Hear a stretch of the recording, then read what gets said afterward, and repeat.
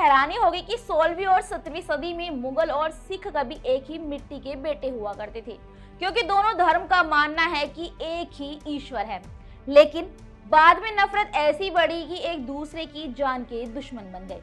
ये कहानी शायद ही आपको किसी किताबों में मिलेगी।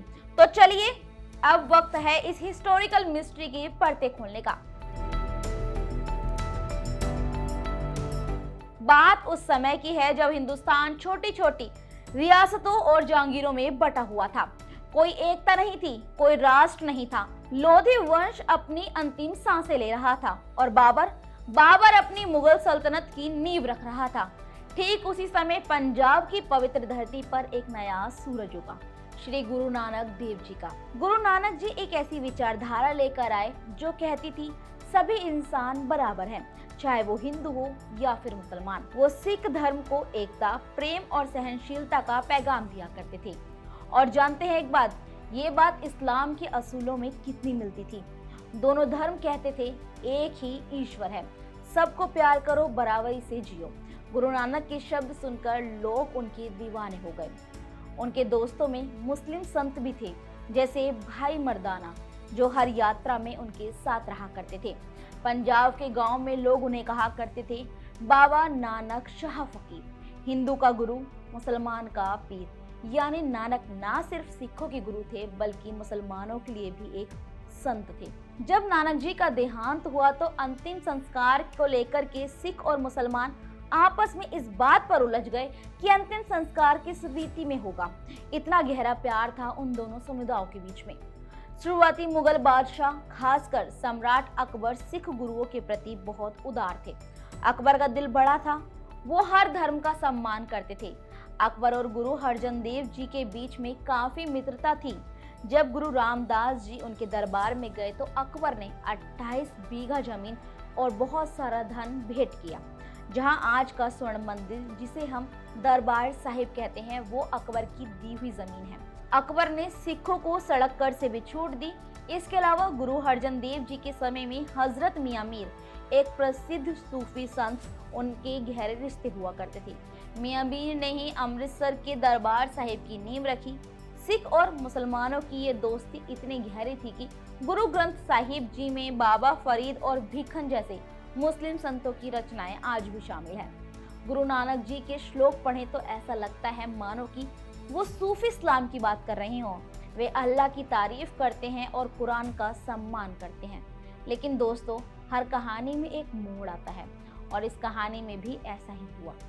जब साजिशों का दौर बढ़ने लगा और रिश्तों में दरार पड़ने लगी, यानी कि कुछ लोग इस दोस्ती से जलने लगे। साजिशों का दौर शुरू हो गया। अकबर के बाद जहांगीर बादशाह बने। जहांगीर अपने पिता जितने उदार नहीं थे। उनके दरबार में कुछ रूढ़िवादी मौलवी और प्रभावशाली हिंदू लोग थे, जो सिखों की बढ़ती लोकप्रियता से चिंतित हो गए। सिख धर्म की ओर गरीब, दलित और यहाँ तक कि कुछ मुसलमान भी आकर्षित हो रहे थे। ये बात ना तो रूढ़िवादी मुस्लिम मौलवियों को पसंद आ रही थी और ना ही कुछ प्रभावशाली हिंदुओं को। बस इसी बीच एक दुखद घटना घटी, जिसने सिख और मुगल रिश्तों को हमेशा के लिए बदल कर रख दिया। 5वें गुरु श्री गुरु अर्जन देव जी की शहादत इस कहानी का एक महत्वपूर्ण मोड़ है। इसके पीछे कई कारण थे। पहला, गुरु अर्जन जी की अपार लोकप्रियता। जहांगीर ने अपनी आत्मकथा तुजुक ए जहांगीरी में लिखा कि गुरु अर्जन जी के पास हजारों लोग इकट्ठा होते थे और वो इसे एक खतरे की तरह भी देखते थे।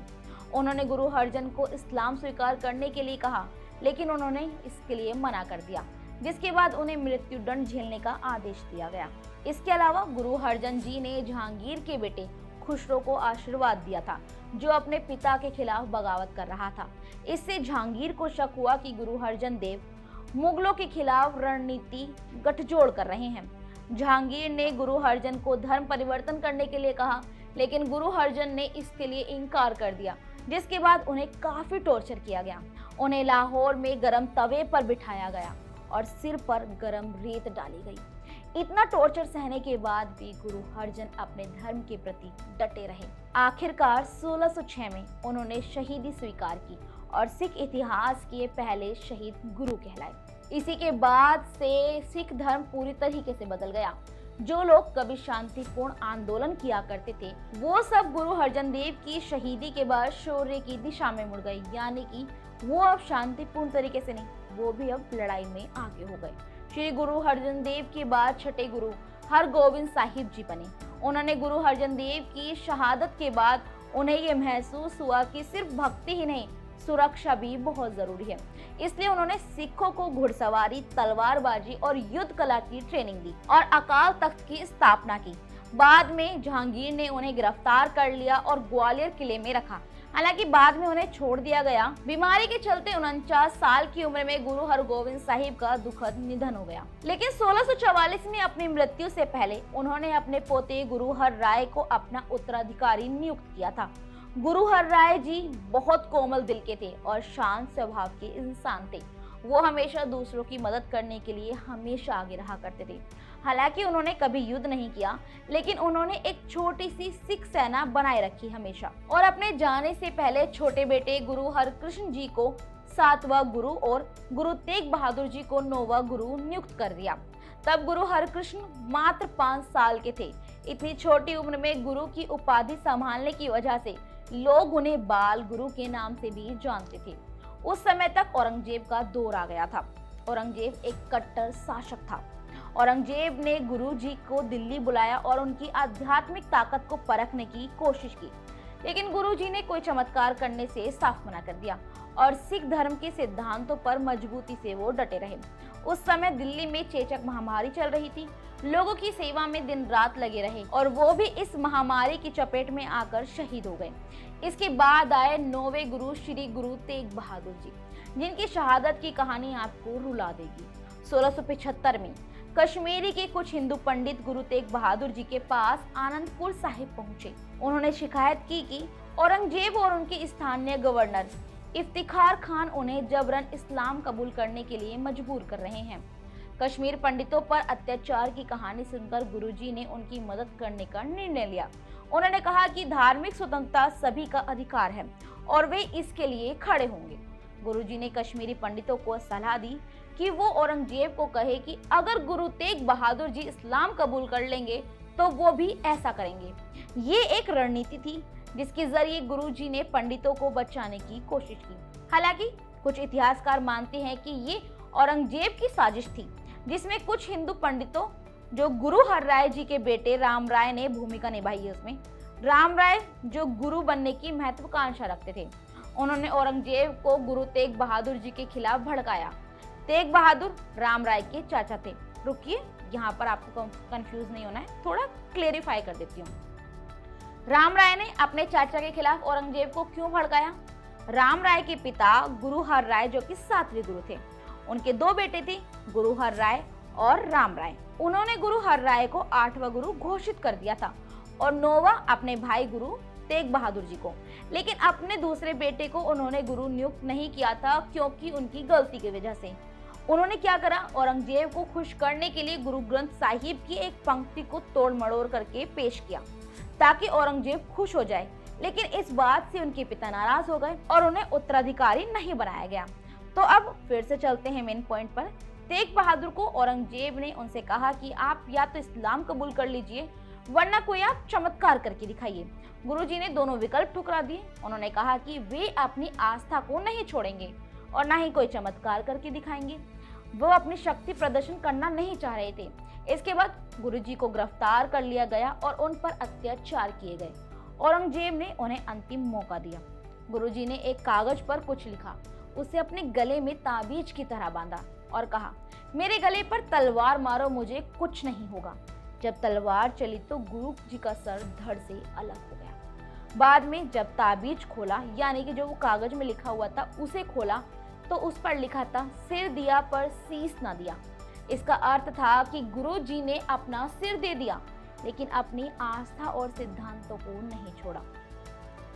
11 नवंबर 1675 को दिल्ली के चांदनी चौक में गुरु तेग बहादुर जी की शहादत हुई। इसके बाद बचे आखिरी गुरु श्री गुरु गोविंद सिंह जी, जो सिखों के 10वें गुरु बने। उन्होंने सिख धर्म को एक नई पहचान दी और सशस्त्र समुदाय के रूप में संगठित किया ताकि वो जुल्म और अन्याय के खिलाफ लड़ सकें। साल 1699 में बैसाखी का दिन आनंदपुर साहिब में उन्होंने खालसा पंथ की शुरुआत की। इस दिन गुरुजी ने 5 लोगों को अमृत पिलाया और उन्हें पंच प्यारे कहा। इन पंच प्यारे लोगों का चुना अलग अलग जातियों और समुदायों से, क्योंकि वो ये दिखाना चाहते थे कि ये ऐसा संदेश जाए कि यहाँ पे कोई भी जात का कोई भी यानी कि कोई जात पात की लड़ाई नहीं है, यहाँ पे सब बराबर हैं। इसके बाद गुरु गोविंद जी ने खुद भी अमृत लिया। उनका नाम गोविंद राय से बदलकर गोविंद सिंह हो गया। जब खालसा की स्थापना हुई तब गुरु जी ने एक नारा दिया, वाहेगुरु जी का खालसा वाहेगुरु जी की फतेह। इसका मतलब था कि खालसा यानी कि सिर्फ वाहेगुरु हैं और जीत भी केवल उन्हीं की होगी। इसके अलावा गुरुजी ने खालसा के लिए 5 चीजों को अनिवार्य किया, जिसे पंच ककार कहा जाता है। केश, कंघा, कड़ा, कच्छा और कृपाण। कृपाण जो कि एक छोटी सी तलवार होती है जो न्याय और सुरक्षा का प्रतीक है। ये चीजें सिर्फ पहनने के लिए ही नहीं थी, बल्कि एक आत्मनियंत्रण यानी कि साहस और धर्म के लिए खड़े होने का भी एक प्रतीक है। गुरु गोविंद सिंह जी की बढ़ती ताकत से औरंगजेब बहुत परेशान हो गए। साथ ही कुछ पहाड़ी हिंदू राजा जो जाति और ऊंच नीच में विश्वास करते थे, उन्हें भी गुरुजी की समानता की सोच पसंद नहीं आई। इन पहाड़ी राजाओं ने मुगलों से हाथ मिला लिया और गुरुजी के खिलाफ युद्ध छेड़ दिया। उन्होंने आनंदपुर साहिब पर हमला कर दिया। गुरुजी और उनके सिखों ने बहादुरी से मुकाबला किया, लेकिन दुश्मन की सेना बड़ी थी और सिखों के पास संसाधन कम थे, इसलिए उन्होंने आनंदपुर साहिब छोड़ा। इस संघर्ष में गुरुजी के 2 बेटे अजीत सिंह और जुझार सिंह शहीद हो गए। कुछ समय बाद उनके 2 छोटे बेटे जोरावर सिंह और फतेह सिंह को सरहिंद के शासक वजीर खान ने जिंदा दीवार में चिनवा दिया। चारों बेटों की शहादत के बाद गुरु गोविंद सिंह जी टूटे नहीं। उन्होंने कहा, सब पुत्रन के कारण वार दिए पुत 4 मुए तो क्या हुआ, जीवित कई हजार। इसका मतलब है कि 4 बेटे मारे गए हैं तो क्या हो गया, हजारों बेटे आज भी जिंदा हैं। इसका मतलब था कि सिख धर्म के लिए लड़ने वाले हजारों योद्धा अब उनके बेटे जैसे हैं। वक्त बीता। साल 1708 में गुरु गोविंद सिंह जी दक्षिण भारत की नांदेड़ पहुंचे। वहां एक बैरागी साधु लक्ष्मण दास उनसे मिलने आए। गुरुजी ने उसे अमृत देकर खालसा पंथ में शामिल कर लिया और उसका नाम रखा बंदा सिंह बहादुर। गुरुजी ने उसे युद्ध और नेतृत्व की शिक्षा दी और पंजाब भेज दिया ताकि वहां के अत्याचारियों से लड़ा जा सके। बंदा सिंह बहादुर ने वहां पहुंचते ही चप्पड़ चीड़ी की लड़ाई में मुगलों को हरा दिया। ये सिख इतिहास की एक बड़ी जीत मानी जाती है। लेकिन गुरु गोविंद सिंह जी की शहादत की कहानी के बारे में बहुत सारे मत हैं, लेकिन एक सिख धर्म की एक पंक्ति है जो सिख धर्म की आत्मा है। नानक नाम चढ़दी कला, तेरे भाने सरबत दा भला। यानी हम गुरु नानक जी के नाम में भरोसा रखते हैं, उससे हमें ताकत और हिम्मत मिलती है। हम भगवान की हर मर्जी को स्वीकार करते हैं और दुआ करते हैं कि पूरा संसार भला हो, सिर्फ हमारा नहीं पूरे संसार का भला हो।